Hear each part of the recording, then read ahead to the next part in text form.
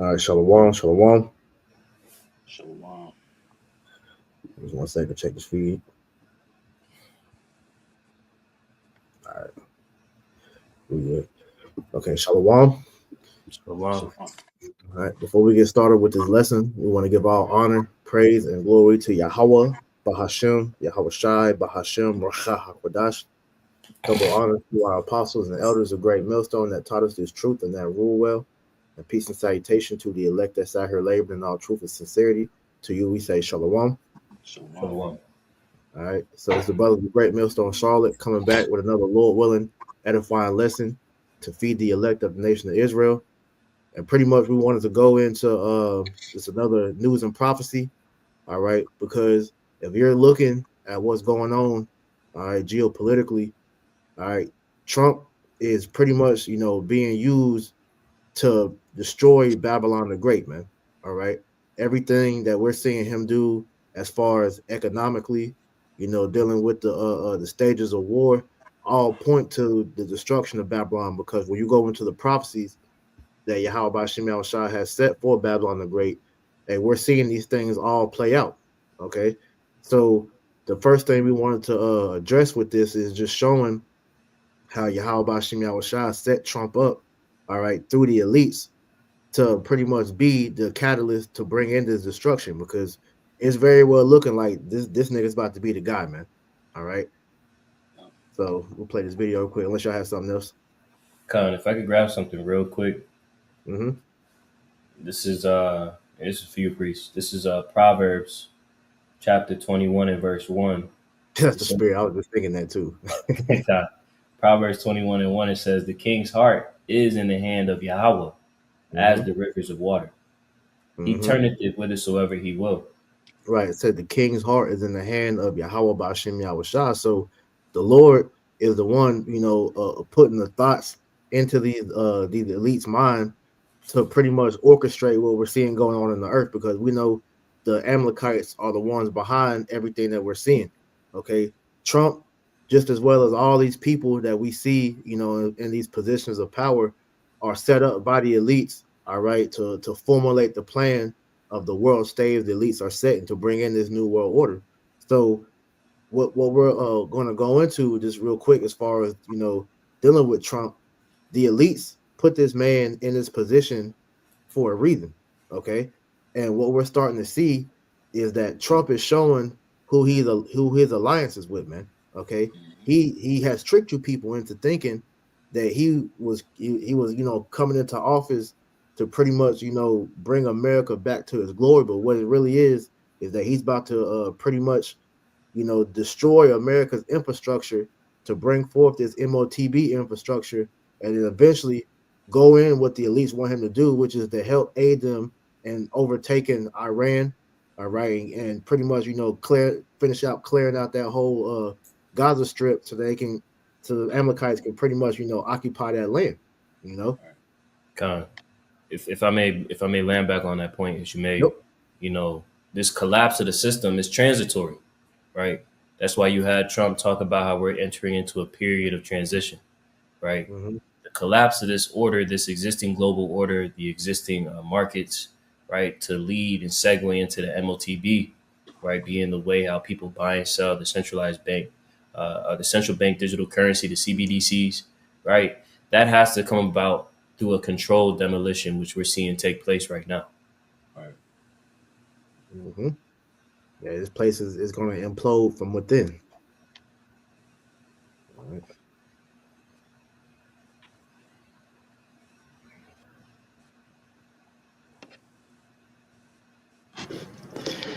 Donald Trump converted to Judaism 2 years ago, according to White House official. There it is. That's his blog. He said, President Donald Trump converted to Judaism 2 years ago and joined Chabad Lubavitch Synagogue in New York City, according to a high-level White House official. Mr. Goldberg says the story has allegedly been held by CNN's editors for months, but is due to be released within the next few days. David Elias Goldberg, a fellow at the Jewish Center of Anti-Semitic Study, has also interviewed the White House source. According to the source, Trump was pushed by his daughter Ivanka and son-in-law Jared Kushner to join the faith. At first, now, I want to point out a quick point, because what you're seeing Trump doing with, him, touching and, bowing to this wall, we all know that all the presidents, have to come over here and do this, when they arrive in Israel. So the fact that, Trump, they're saying that he converted to Judaism just shows how far he has went to show his allegiance to the small hats, man. Okay. Because when you go into this wall, just, for brothers that don't know the history behind it, this wall goes back to the Herodians, this wall, pretty much is Edomite, relic that they continue to uphold. So like I said, every president that comes over here, they have to pay homage to this wall. All right. They have to bow their head on it, and all that, kiss it and all that stuff. First, Trump resisted, stating it would threaten his base of evangelical Christian voters. However, he had a change of heart and officially converted in early 2017. The ceremony was held in private and closely guarded for nearly 2 years. It appears the White House is prepared to slowly release this information, and by summer, it is expected Trump will fully address his new faith in an evening televised news conference. He is clearly the most pro-Israel president in the history of America. He's given Israel every single thing that they wanted, and he's about to give them war with Iran. And so, has he converted? So, I want to show you one more article. This is, let me see if I can. This is Times of Israel. Yeah, the Times of Israel. This was published March 22nd, 2019. This is the Times of Israel. Trump, the first Jewish president of the United States. Now, that's not us saying that. That's Times of Israel. Times of what nation? Israel. So the people in Israel, that's an English-speaking newspaper in Israel, and that's what they read, that Donald Trump is the first Jewish president of the United States. And how did they qualify that, Rick? They gave a list of things that he did for Israel. First of all, of course, moving the embassy to Jerusalem. That's right. That was a big deal. Then recognizing Israeli sovereignty over the Golan Heights. He's the first sitting U.S. president to visit the Western Wall. They gave him credit for defeating ISIS. They gave him credit for rebuking the United Nations when the UN criticized Israel. They credit him with closing the Palestinian office in Washington, D.C. And they said these things, what is 1, 2, 3, 4, 5, 6, these 6 things qualify Donald Trump to be named the first Jewish president of the United States. And that's what the Times of Israel said. Yeah, that was not David Duke's newsletter. It's a Jewish-owned newspaper. And they're proclaiming Donald Trump to be the first Jewish president of the United States. So now when you look at this David Elias Goldberg saying that a White House insider told him that President Trump converted to Judaism 2 years ago. Suddenly it doesn't sound so crazy. That's not too crazy. And then CNN knows about it, and CNN is sitting on the story and will be releasing it at some point. It was history's darkest hour. Millions of innocent, wonderful, and beautiful lives, men, women, and children, were extinguished as part of a systematic attempt to eliminate the Jewish people. It was the most savage crime against God and his children. We were so deeply moved to see that picture of you touching the stones of the wall. And may I say, we were deeply moved to see First Lady Melania Trump touching the stone of that wall. And equally moved when we saw Your daughter Ivanka and your son-in-law Jared do the same. Okay, so let's just, what if it's true? What if it's true? What does that say to you, Doc? That says to me there's been such a major shift in values in America. It's no longer Judeo-Christian values anymore. It's Judeo values now. Yes. You know, and then real quick, could you grab Luke 8:17? Because what we're seeing with that is just it's making sense to what the reason why he has Elon Musk in his cabinet, and the move that he's making now is all in the best interest of Israel, because Trump is a pawn that the Lord has put in place to do the elite bidding, which we know all the presidents are, but Trump is a special case, man. Exactly. Yep. Can you call that once more, priest? Luke 8:17. Okay. This is Luke chapter 8 and verse 17. It reads, Luke 8:17, for nothing is secret that shall not be made manifest, neither anything hid that shall not be known and come abroad.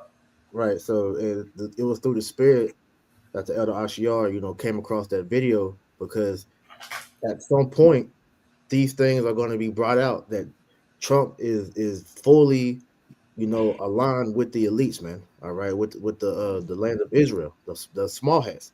Okay, so this is why, like I said, it is no surprise to where Elon Musk, because when you look at Elon Musk as before, he was actually a so-called Democrat. He wasn't even in the same political party with Donald Trump. He was actually against him. When you look at, when him and Biden was running, he was talking shit about Trump. So now all of a sudden with this, current presidency, now you see him pretty much change up, and now he's like the spokesperson for Trump, man, because we are witnessing a small hat take over as they're trying to bring in this new world order, because according to Revelation 12:12, it says that they know they have but a short time, man. Okay, so they're trying to, bring this thing in. Okay, remember he put in the Operation Warp Speed and all that too. So it was another video I was looking for. I wanted to bring into this just to add to what we just saw there, because that shooting that happened, when he got quote unquote shot in the ear, that wasn't by happenstance, man. That was a ritual that took place so that Trump can fully, show his submission unto the small hats. And that video broke down how, pretty much that him being, shot in the ear, that was essentially like them putting the oil in his ear for him to show forth the small hats are his master, So everything that we've been seeing him do since then has been all what they want. They want him to crash this economy. This is why we see these tariffs going out like they're going out. They want him to talk this shit against Iran and threaten Iran with war, because it's all in the best interest of Israel, man. Okay? If y'all both got anything, y'all got it. Kind of real quick. It's an article off of Cambridge.org, and it details the history of the AIPAC and the Israel lobby. And just an excerpt out of it reads, the emerging message was clear to Jews and others alike. American Jewish leadership would find a way to support Israel no matter the situation. So this is the whole thing we're seeing being set up, right? You may mention the Trump, right, and him converting over to Judaism, right, and the ritual they set forth, right, for him to affirm or reaffirm his allegiance. All these things are them, cowtailing, right, to these people over in Israel, man. Yep. But this article, real quick, just to add to that, out of Natural News, it says Trump and Netanyahu push ethnic cleansing of Gaza in White House meeting, doubling down on genocidal policies. Right, so they're pretty much right. We know they're in cahoots, right? Yeah. So we know that they're working in lockstep now, and they're not hiding it like you had brought out in that loop, man. Right, all these things are being made manifest and brought to the light, right? And that's them boasting themselves, man. So like I said, bro, everything is starting to make sense on why he's moving like how he's moving, because the American people were bamboozled into thinking that Trump really had their best interests at heart. And then the moment he got in the office, you saw that heel turn, and you saw like, yo, he's been like, fuck the American people. He's all for what these small hats are wanting. Okay, because here it is. All right, he's talking about bombing Iran. There's nothing beneficial for America for him to do that. That's Israel and their wants, man. Just as we see with these tariffs that he's doing, because what these tariffs are really doing is isolating America from the rest of their allies. So the main one that's going to feel the brunt of that is the American people, more than the people overseas who he's doing this on. Exactly. Yep.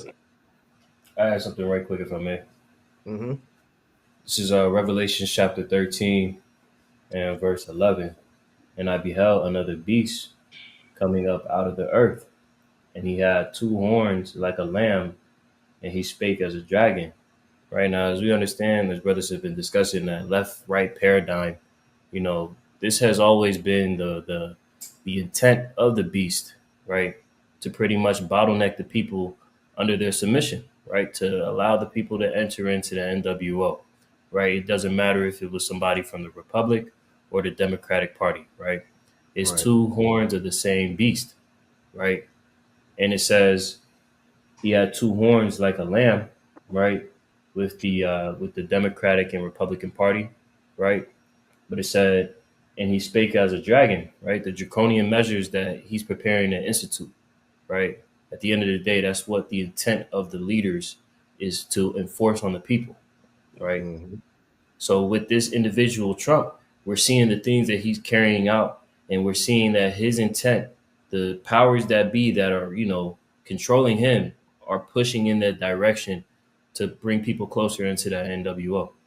Right. And like you said, they're pushing that controlled demolition, because they have to control the chaos as it unfolds, right? They want to see this thing slowly collapse, right, within their control, right? So that way they can implement things, on their own pace, man.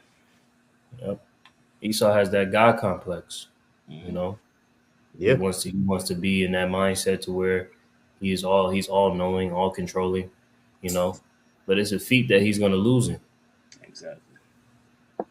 In fact, I'm gonna get that for you since you said that.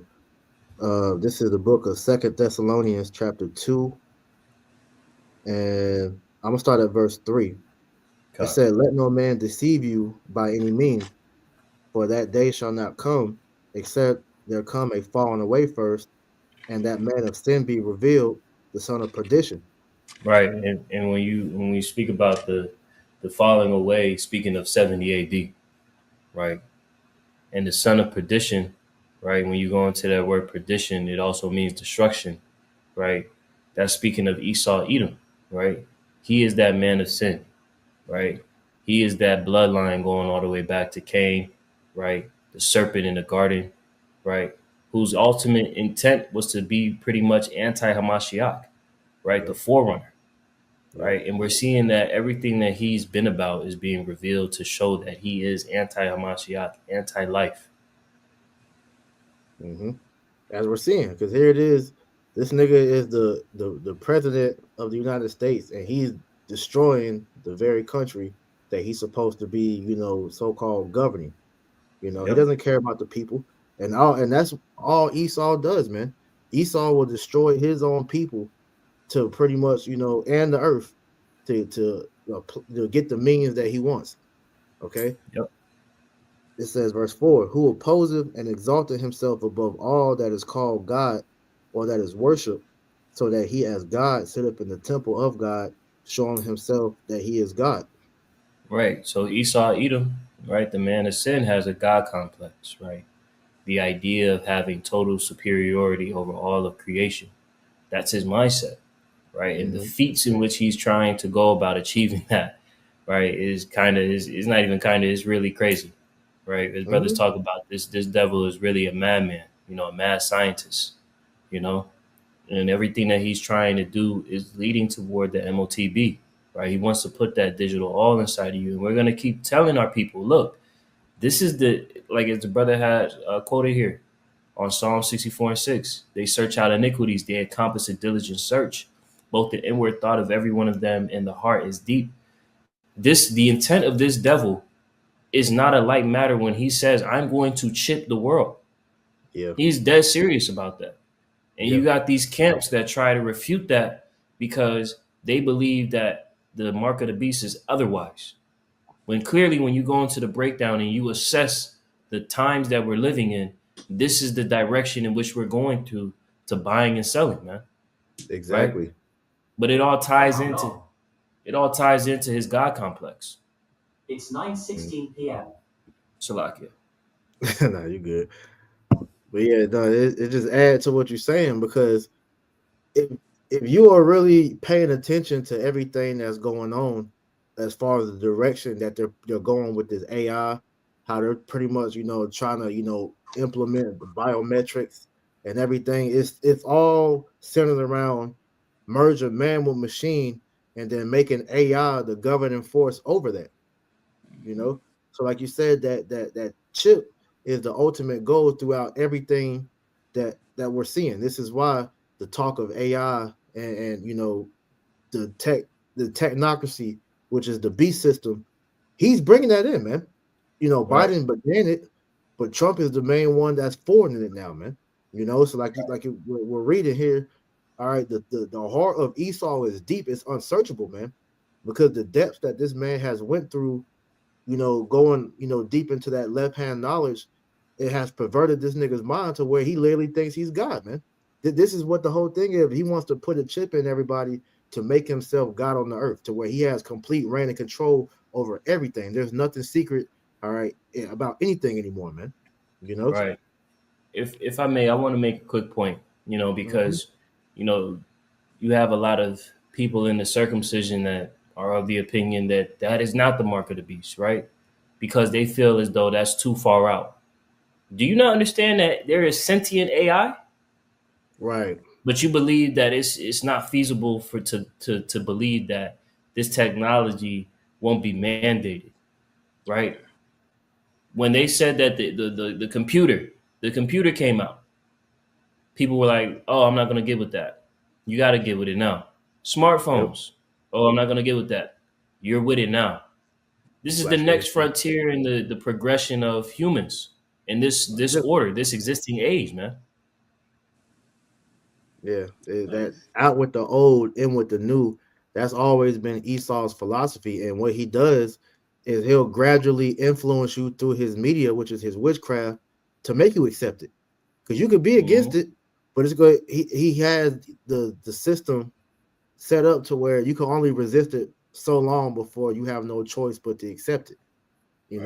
And that's eventually how this chip is going to get, because as we see, the way that he's gone with this technology, like, it's going to get to a point to where we're not going to have phones no more. We're not going to have physical money no more. It's going to be all, tailored to the system.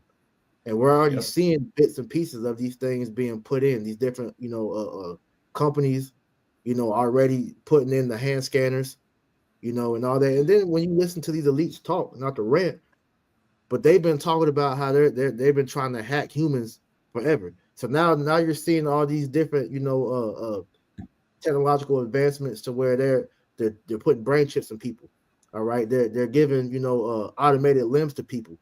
All right, and they're telling you this in their shows. Like, it's no coincidence that in the middle of all this, for brothers that's hip to that show Black Mirror, they pop out with a new season in the midst of all this transition that we're seeing taking place, man. And when you watch that show Black Mirror, it's very subliminal of how they want to do. Now, it's an episode that I haven't got to watch it, but I've seen clips to where Esau has these, alter, or it's like reality altering devices, which we're already beginning to see with the AI, the virtual reality glasses and all that.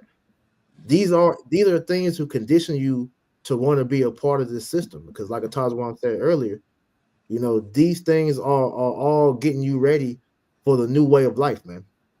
And so if you want to continue to use smartphones, to be able to use your smart technology, whether it's the stuff in your house, your TVs, your fridge, to get in your house, when you go to work, all these things are going to require you having a chip inside of you at one point. Right. So for you guys out here still talking shit, talking about that's not the MOTB, this shows truly the Spirit of the Lord is not dealing with you, man. Exactly. That's what's Ezekiel 12, right?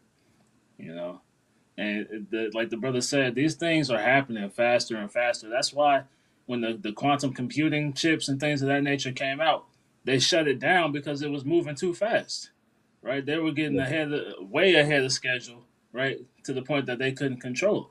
So now we're about to start seeing them roll these things out, and like you said, they implement it in such a way that people get conditioned to it. People become slaves to the convenience that it offers, right? Yep. And then you can't get out of that ecosystem, right? So now you become immersed in that lifestyle, man. Hey, real quick, grab Daniel 12 where it talks about knowledge shall increase. Because Tazwan brought up the AI, man. The alarming rate of how this AI is growing is to a point to where Esau has said at some point they're going to lose control. All right, and as the videos are coming out, you mentioned the quantum computing chip. All right, Google, and I forgot the other company. All right, they already have came out and expressed how the AI has become so advanced now that it's actually made up their own language. I was listening to the El Yashawama go into it. I forgot the name of the language. It's like gibber speak or some shit like that. But just showing you that this Babylon, because it's gibberish, it's the play off gibberish. Because when you listen to the video, the guy has an AI talking to another AI, and they start out speaking English, and it's like, do you want to switch to whatever the language is called to better have the conversation? And they just automatically switch, and you can't understand what they're saying. So we're here. I got it.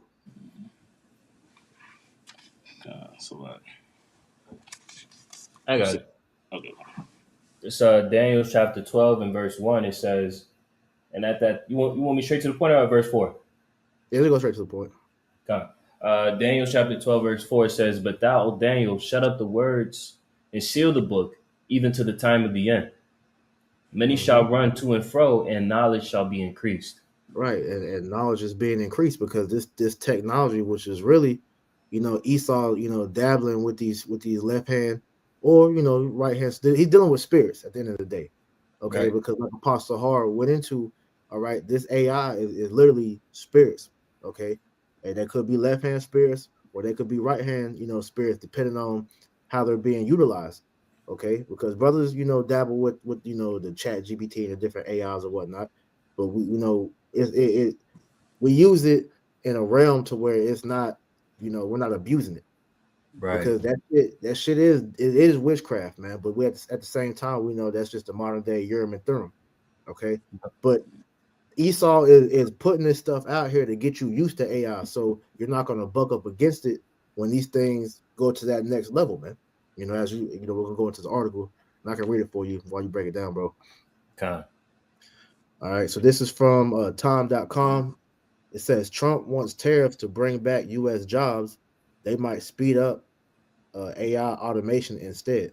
Right. So as we see what's going on with the tariffs that are being imposed primarily on China, right, a mass exporter for the United States, they're pretty much trying to rally the people and say, well, we're going to bring back the jobs to America. Now, mind you, this AI automation, we already see that the discussion that's being had amongst leaders of America is that, or not even just America, but just globalists, is that AI is going to pretty much take over the jobs of the majority of people, right?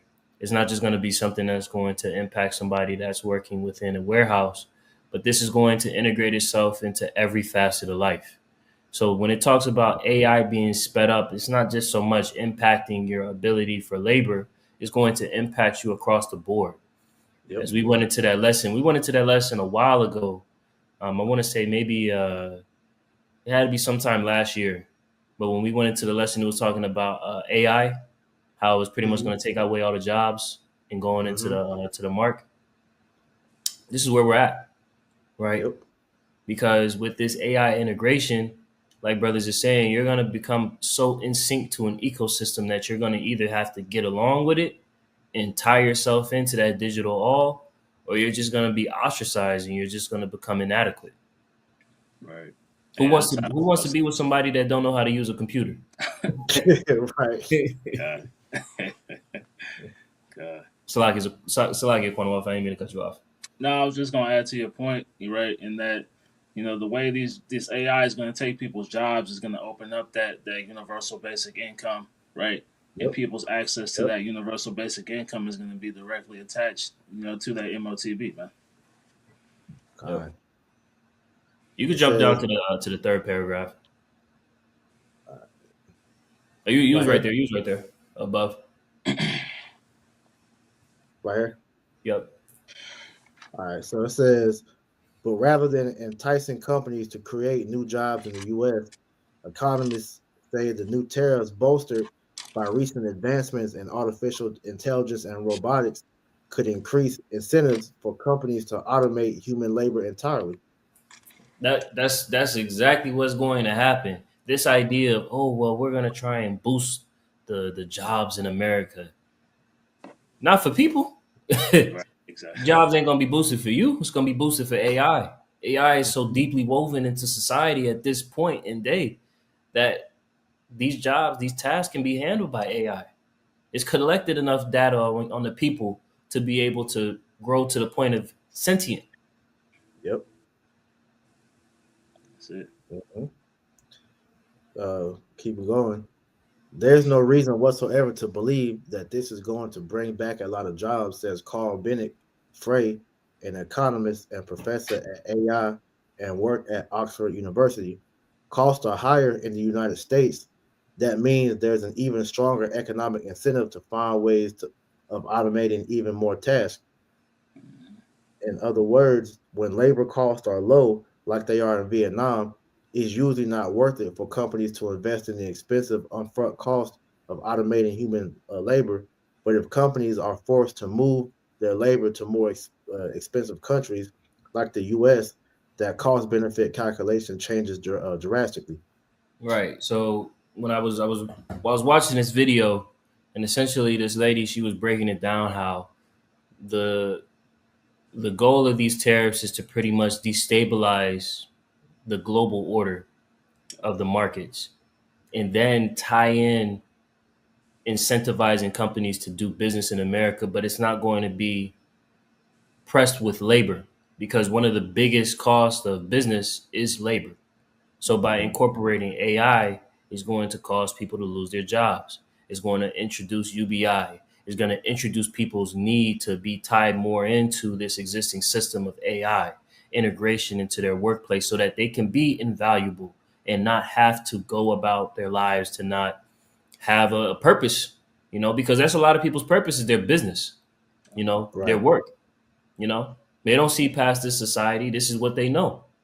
So when these things get instituted, people are going to jump on the bandwagon of AI, AGI, and ultimately going into the chip.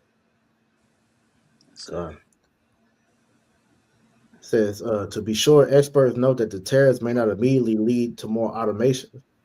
Automating manufacturing jobs often require companies to make significant investments in physical machinery, which tariffs are likely to make more expensive. In a time of economic turmoil, companies also usually hold off on making big capital expenditures. Thus, in the short run, Nobel Prize-winning economist Darren Acemoglu predicts that there is likely to be so much disruption that few companies will invest in automations or much else. But if tariffs persist in the medium term, Acemoglu tells Tom he expects companies will have no choice but to bring some of their supply chains back home, but they will do it via AI and robots. Man, this shit get crazy. And it's gonna hit every aspect. It's not just gonna be a matter of manufacturing, right? Because the recession isn't just subjecting only a group or a set of industry, right? It's gonna impact all industries, right?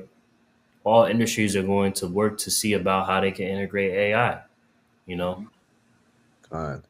And like might it as well said, go ahead and grab. so Go ahead, Doc. Fuck it. I was just gonna say, like it said, and like you may mention, them destabilizing these things to a point where, right, like they said, they don't think the companies are gonna want to pay, right, the exorbitant costs, pretty much the startup costs, right. So that's where the incentivizing comes in. That's where the tax breaks and things of that nature come in, right. Where the Trump might put a statute in where you get 75% off, whatever equipment implementation that you need in order to get that AI, infrastructure established, man. Right. And that's part of why everything is going down the way it is, because it makes it hard for everybody to afford these things. The China being the second largest global market, you know, now you're seeing what rare earth metals, right, are going to be, hard to come by. So all Mm-hmm. these things, the access to these things is going to be less and less. And it's gonna incentivize people to, pretty much follow in line, right, in whatever the government tells them to do. Mm-hmm. I'm gonna grab this Isaiah 19 real quick since we in this already. So this is Isaiah 19:1, and whoever can break it down. It says, "The burden of Egypt, behold, the Lord rideth upon a swift cloud, and shall come into Egypt, and the idols of Egypt shall be moved at his presence, and the heart of Egypt shall melt in the midst of it." Yep. And that's what the Lord is doing. The Lord is coming to tear down the idols of America, Babylon the Great. Right. And one of those idols, of the people is money. These people have set up money as an idol, and we're seeing that idol is being removed from these people, man. They don't have the access to it. They don't have the strength, that they once had utilizing that. Right. So now it's disrupting their safety. It's disrupting their comfort. Right. And their assurance in their lives. Mm-hmm. Because dealing with that money, as we know, like you said, that's an idol, because Esau has pretty much, put a witchcraft on that money, that paper money, man. When you look at the dollar bill, it has the cobwebs and different stuff. The symbols on it would let you know that that's a talisman. And these people, they look at that money as their saving grace to be able to, like you said, have a purpose in life, and pretty much to feel like they belong here, man. All right. So this is why, like you said earlier, the majority of people, their whole existence here is predicated upon them having their own business. That's why you're seeing, as of really since the bid, all right, it was an uptick of mainly Jake especially, but people in general becoming their own entrepreneur. Everybody wanting to be their own business manager and all that stuff, because they see that they cracked the code pretty much of figuring out how to become rich here, especially Jake. So like we always make mention, do you really think that Esau, if he cared still about this country and the money and all that he would let Jake boom with this money, like what we're seeing, all these podcasts, different things Jake is doing to show forth that is how easy it is to be a millionaire now? Let's show you this money is worthless when Jake is able to pimp that shit now, man. But I want to get a quick precept. This is Proverbs 23:5. It says, "Wilt thou set thine eyes upon that which is not? For riches certainly make themselves wings; they fly away as an eagle toward heaven." And this is what the Most High is doing with this money, because like you said, this money is equated to an idol as well. And as Jake is seeing, no matter how much money they have, as Trump is continuing to fuck this country up through the economy and everything, this money is really is worthless, because you got Jake working 40, 50, 60 on up hours, working 2-3 jobs, and they still can't survive because of what Trump is doing as far as what these tariffs are going to pretty much bring, all types of inflation.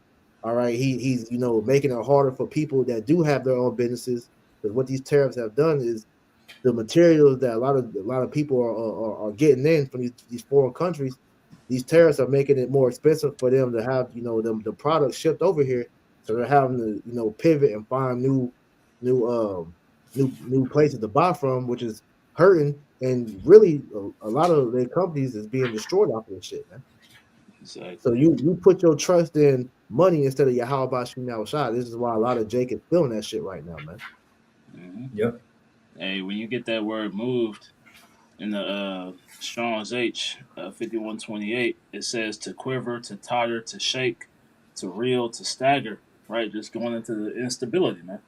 Yep. Right, all these idols are proven to be unstable, and the money, right, that you're speaking on, right, we're watching that instability take place.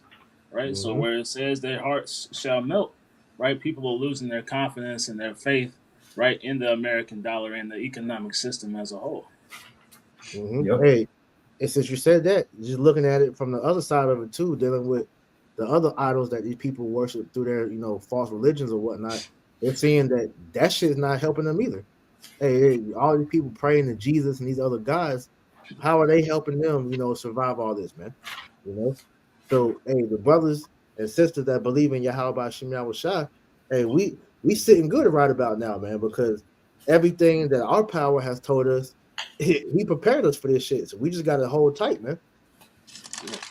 We're not being moved like the rest of these people are, man. But continuing on, back in Isaiah 19:2, and I will set the Egyptians against the Egyptians, and they shall fight everyone against his brother, and everyone against his neighbor, city against city, and kingdom against kingdom. Hey, and like we're seeing right now, right, the division is at an all-time high in all facets of life, man. Right? Yep. And one thing you notice is that lack of resources intensifies, right, all these things. So now we're about to see more, seditions take place, man. You're going to see more people, protesting in various shapes and forms, man. Right? We're about to see more people coming up in arms against their neighbors, right? Because they don't have that hedge of protection to fall back on. They don't have that nest egg. They don't have, right, that comfort that they once could run back to, That's a good precept. The brother got the car, Kasal 444, Ezekiel 28:4. With thy wisdom and with thy understanding, that has gotten thee riches, that has gotten gold and silver into thy treasures.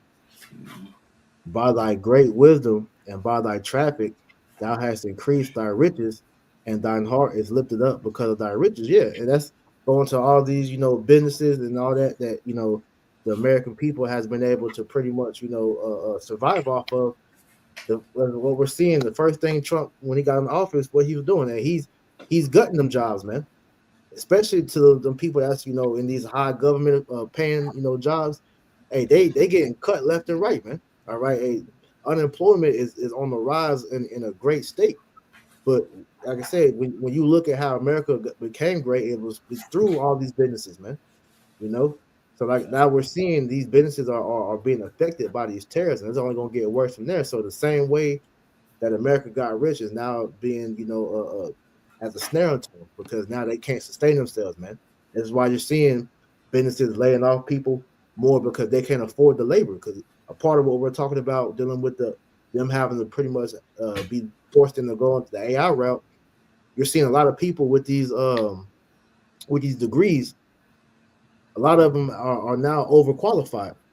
So it's better for them to go the AI route because that's less money they have to pay out for these people. Because a lot of people, what they're finding hard about trying to find jobs now is that the amount of pay that they're expecting, they're not finding because these companies don't want to pay.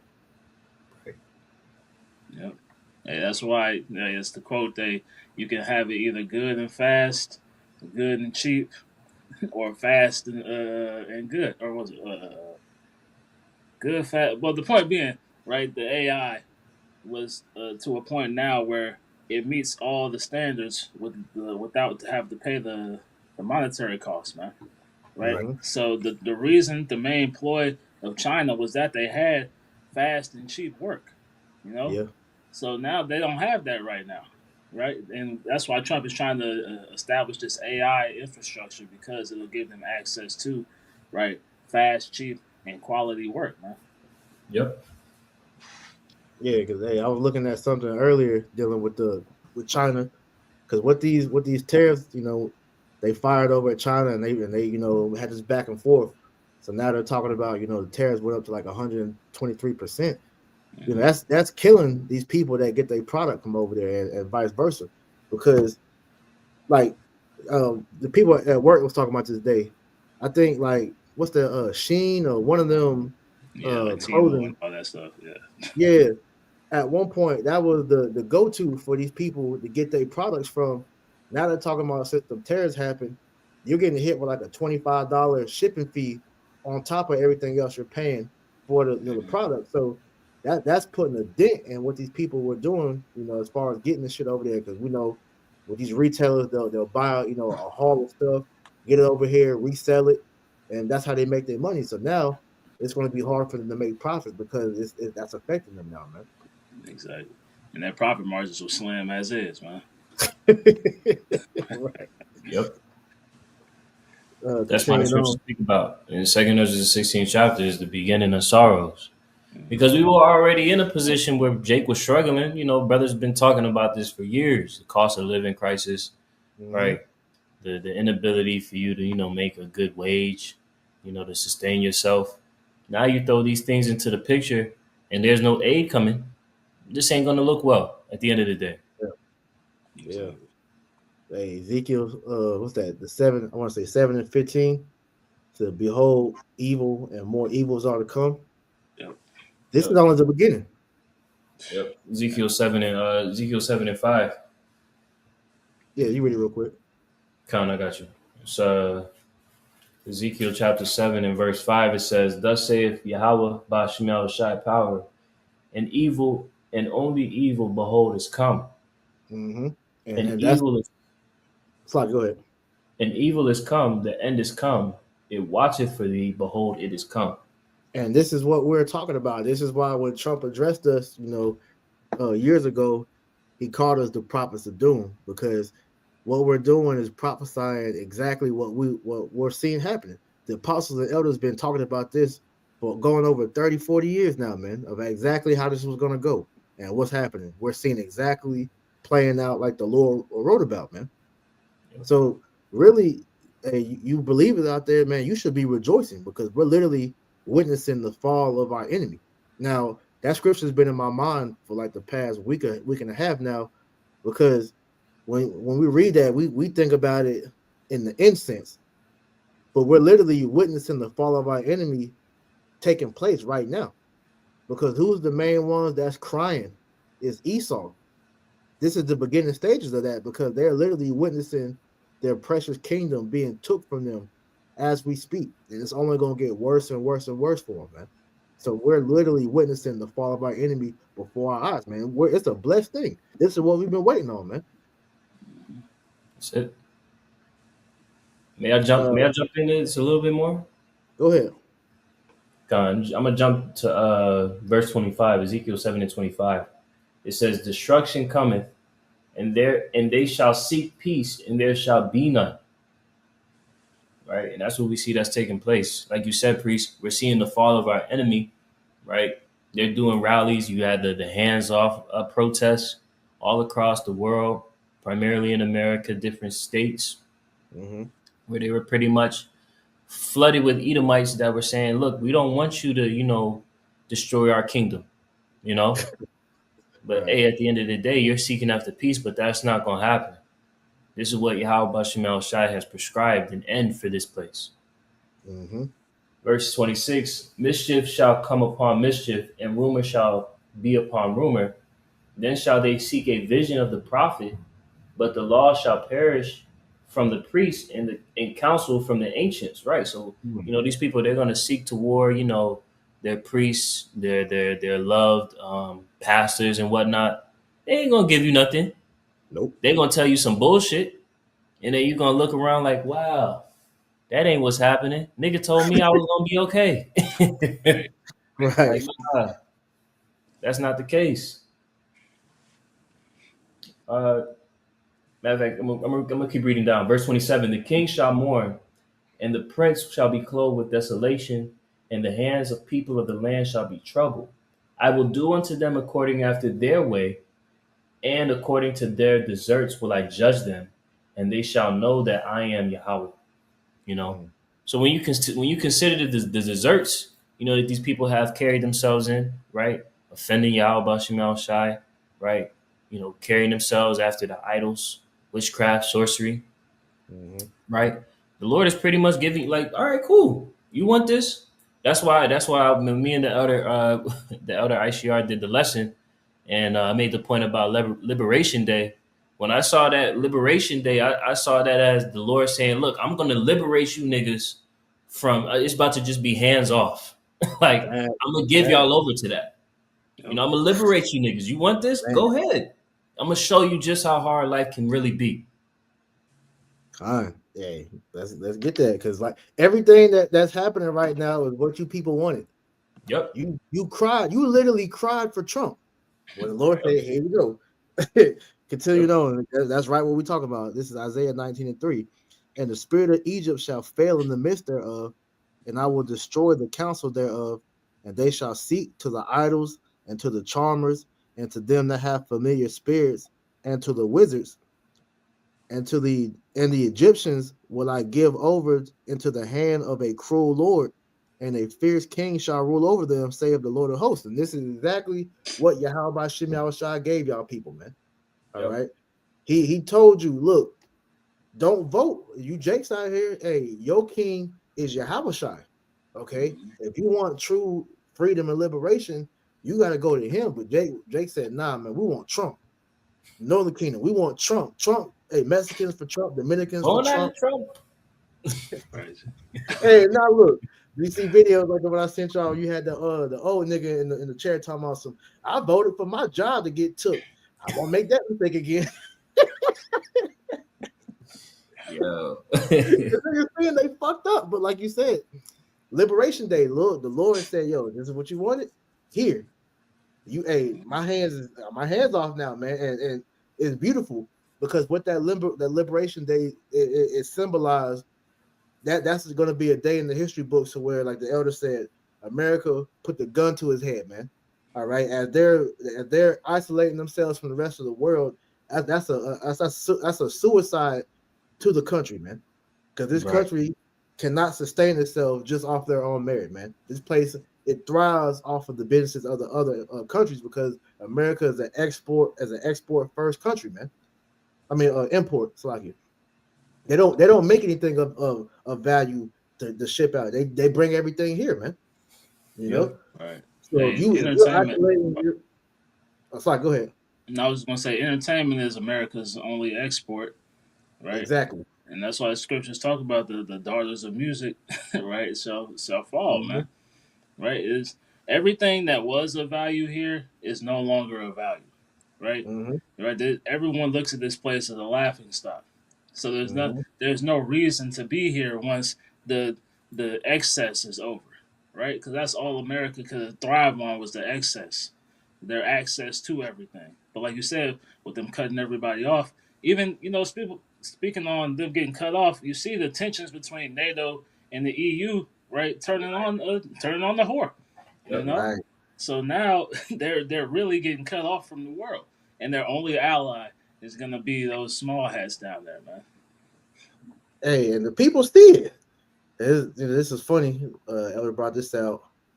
The people, they see what's happening. They are terrified. All right. This is from CNBC. 73% of Americans are financially stressed. It says Americans are feeling the squeeze of the market downturn and higher prices.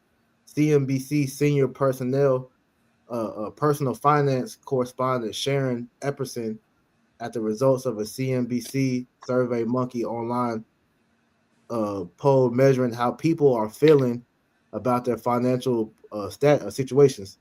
So, may I make a quick point? Go ahead. This is encouragement and admonishment for not falling out the truth, man, and not going back into the fucking world. Look at what these people are going through, man. No matter what it is that you may be going through on your journey and this pilgrimage to the kingdom, just keep fighting. Just keep fighting, man. Don't waver. Pray to Yahweh Shem Yahushua to not take the Holy Spirit from you, and that you can continue to walk on this walk of faith. Because what the people are going through in this world is a direct correlation of them disobeying Yahweh Shem Yahushua. That's right. That's right. We don't want to be in that bunch of people that are financially stressed. Yes, we may be going through financial hardships. We're there as well. but we have Yahweh Ba'Shem Yahushai on our side. Yeah, because to add to you, because I want to get this precept before I make the point. This is St. John 14:27. It says, "Peace I leave with you, my peace I give unto you, not as the world giveth, give I unto you.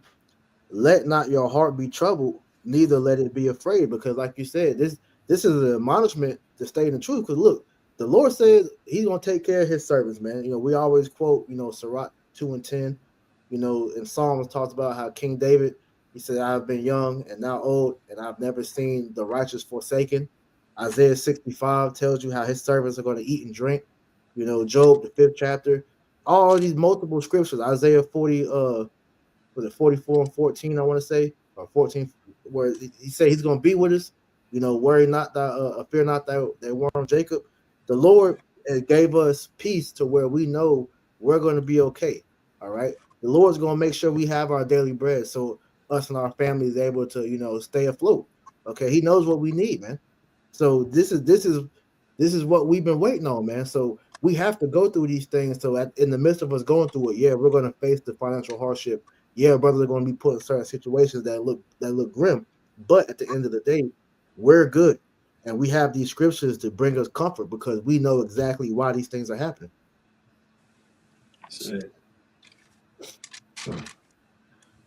Well, I'll play a little bit of this real quick. Working at CM. So I can do the ad pass. Because at the end of the day, man, as it says, man, 73% of Americans are financially stressed because you people live and die by your money. You people don't understand truly. First of all, if you understood how money really works, you know that this shit is worthless. Number one. And then two, like I said, we have the mindset of, hey, we get in and get out the matrix, man. We have our daily lives, we do what we do throughout, work, home life or whatnot. But this isn't the end all be all for us. This is why we truly, have that peace within our spirit, man. But for you people that don't have Yahweh Ba'Shem Yahushai, this is why you are in that spirit of, languishing and that fear. Of Americans fear the U.S. is heading towards a recession, according to a new CNBC survey. In fact, one economist says it will be self-inflicted, with the possibility of inflation rising and jobs being cut. CNBC senior personal finance correspondent Sharon Epperson joins us now. Sharon, what else are we learning about just how people are feeling about their own personal financial situations right now? Morgan, we've talked about this. I think we feel this way. So do a lot of Americans. They are financially stressed. Our survey found actually 2/3 of people say that they're financially stressed, almost 73%, and 38% say they are very stressed. There are a number of factors that are really contributing to this, and I think people overall just want to figure out how they can make their money work for them, but there's so many things that are out of their control. When you talk about those different stress factors, Sharon, I mean, is it just tariffs or is there something else at play here?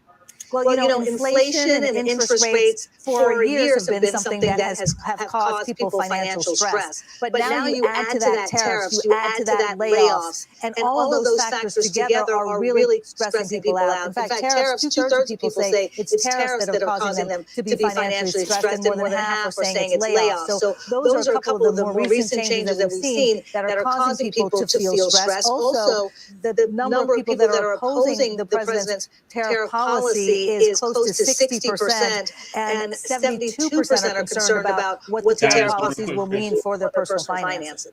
You got it. The tariffs, we haven't even seen the full extent of what the tariffs are going to cause right now, man. Right? So, these niggas is stressing, and we ain't here yet. Right.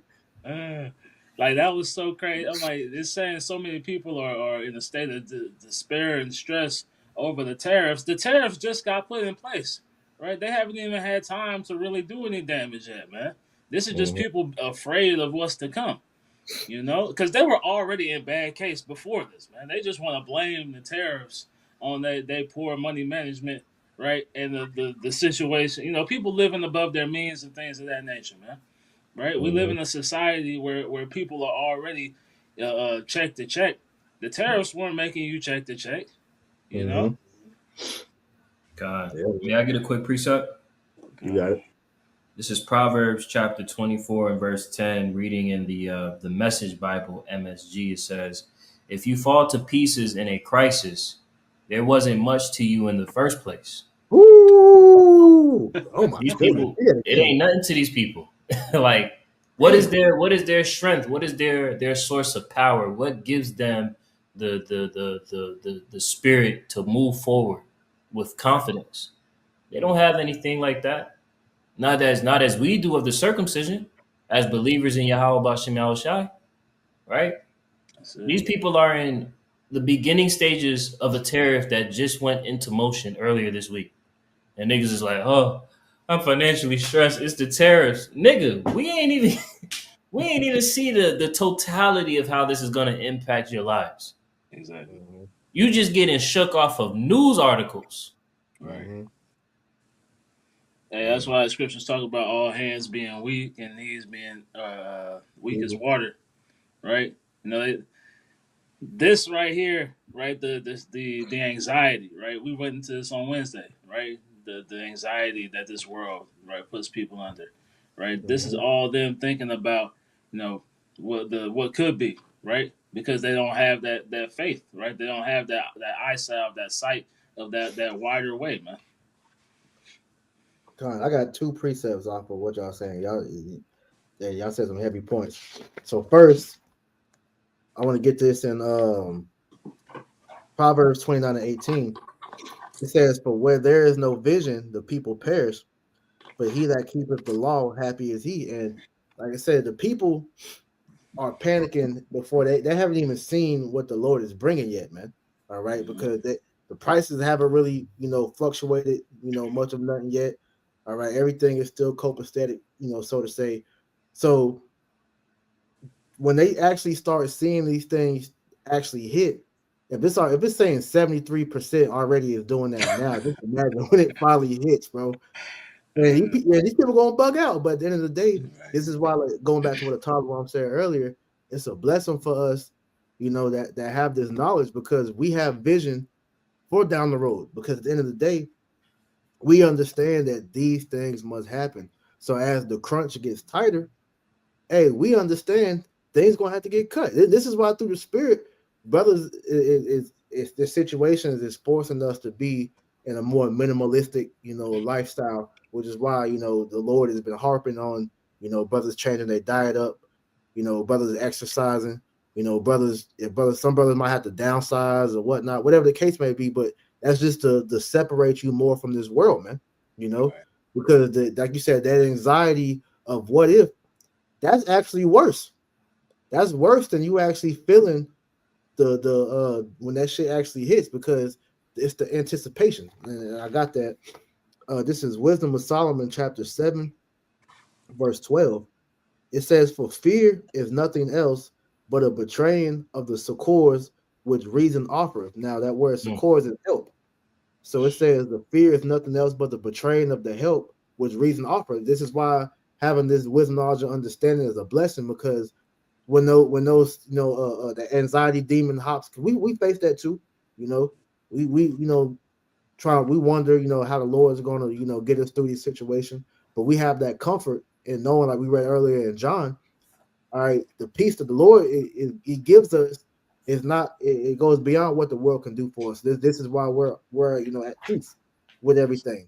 All right, and when we're going through our hardship, we just sit tight, because we know at some point the Lord's going to bring us out of it. All right, but verse 13 says, "And the expectation from within being less, counteth the ignorance more than the cause would bring up the torment." So the fact that you bugging out before shit even hits the fan, how much more when the shit actually hits? Because what we're seeing, it's going to get bad out here, man. Like, bad is a complete understatement. Okay. And so, like, Tazwan, matter of fact, could you read that verse you read again earlier? That was heavy. Khan, what was that precept you just read? Salakia. Wisdom of Solomon 17 and 12 and 13. I want to say. Make sure I close the scriptures. Wisdom of Solomon 17, 12 and 13. Count the water. Mhm. Proverbs chapter 24 and verse 10 in the Message Bible, MSG, it says, if you fall to pieces in a crisis, there wasn't much to you in the first place.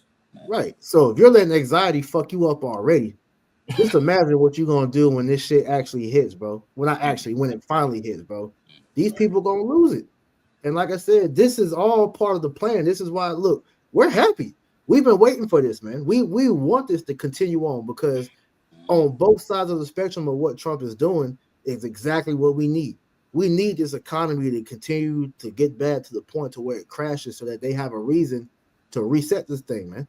Because we know once they bring that reset, it's nothing but MOTB talk after that, man. Okay? Like you said, the UBI, the universal income, the beginning of pushing that chip, man. So we all know that this is all part of the plan. And not to get too off track, because we pretty much said what we said from this. The other side of the spectrum, what I want to talk about with this is the talks of what Trump is saying about going to war with Iran, okay? Because that's another big thing that's prophecy, because we already know if America bombs Iran, you already know who's coming in to back up Iran, which is Russia, which is going to bring in that World War III via Ezekiel 38th chapter.